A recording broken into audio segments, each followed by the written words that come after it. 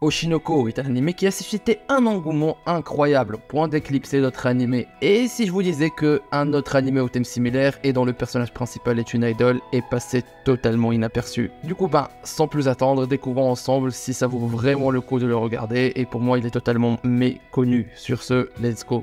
Girl Downstairs, le traduire par La fille du rez-de-chaussée, est un animé de romance sur le thème des idoles et basé sur un manhwa populaire du même nom. Le manhwa est complet avec un total de 149 chapitres et avec plus de 40 millions de vues et une note de 9,45. En gros, c'est un banger. Nous avons Jun ou Juntang qui est un étudiant de première année et qui décide de s'inscrire à l'université de Minsang pour étudier bien évidemment et pour se rapprocher aussi de Zuzu, une étudiante plus âgée dont il est amoureux depuis longtemps. Il va faire aussi la rencontre de Chiali, une ancienne idole, et on en reviendra sur ça parce que c'est la plus importante.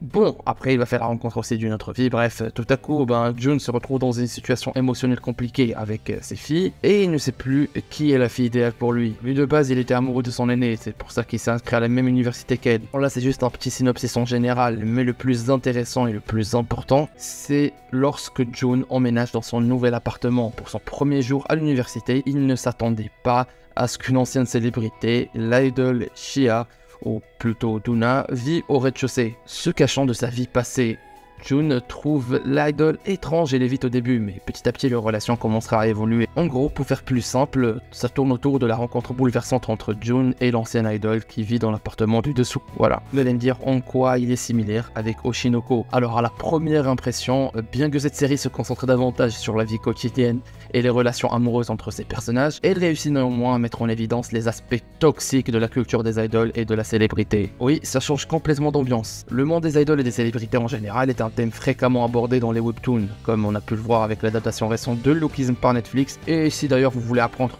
davantage sur Lookism et ces thèmes, je vous conseille au passage la vidéo de Yorin qui est très complète sur le sujet, et Lookism c'était vraiment un très bon anime. Tout comme Lookism, de Girl Downstairs offre un thème captivant et de qualité qui traite de la popularité de la pop culture, ou plutôt la K-pop, pour charmer son public. Avec le succès récent d'Oshinoko, les fans pourraient être attirés par d'autres œuvres ayant le même thème ou un thème similaire. La K-pop est extrêmement populaire que t'as des fans dans le monde entier, et créer des webtoons à partir de cela est une recette gagnante selon moi. Cependant, cela devient encore plus admirable lorsque l'on utilise ce genre pour véhiculer un message ou aborder des fléaux de la société. C'est ce qui a été brillamment réalisé avec Lookism, mais également avec The Girl Downstairs. Car ici, notre ancienne idole, Chiali ou Duna, dévoile les blessures qu'elle a subies en tant que célébrité. Surtout lorsqu'elle semble prête à recourir à la violence dès qu'elle perçoit le moindre signe de danger venant d'étrangers. Souvent c'est des hommes, mais bon. Comme dans Oshinoko, nous sommes confrontés ici à la réalité sombre du monde des idoles, et pour moi Chiali incarne le personnage le plus intéressant de l'œuvre. Sa vie antérieure d'idole et le secret de son passé offrent au spectateur une énigme à résoudre et une histoire captivante à suivre. Oshinoko a su captiver les fans en combinant sa critique de la culture des idoles avec des histoires violentes et des personnages sombres déterminés à se venger.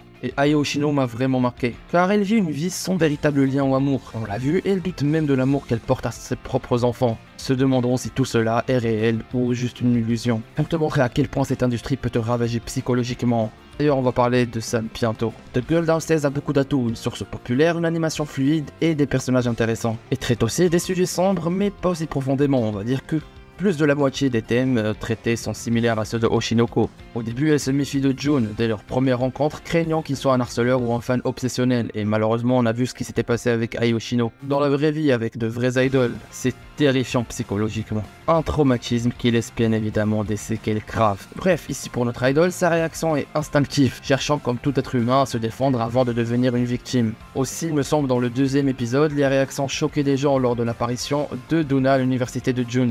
Et ça témoigne également des difficultés de mener une vie anonyme lorsqu'on est une célébrité. Si la beauté ainsi que la présence de Duna lui inspire confiance, son apparence suscite aussi la peur, la méfiance et l'anxiété. Je pense qu'on se rapproche quand même des thèmes dans Oshinoko, et avec sa popularité, les fans pourraient chercher à trouver quelque chose de similaire.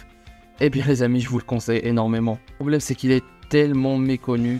On peut même le voir dans ma anime list, il y a personne qui regarde. Et cela, on peut dire que c'est à cause de Bilibili qui est son distributeur et qui est populaire en Chine et pas à l'international.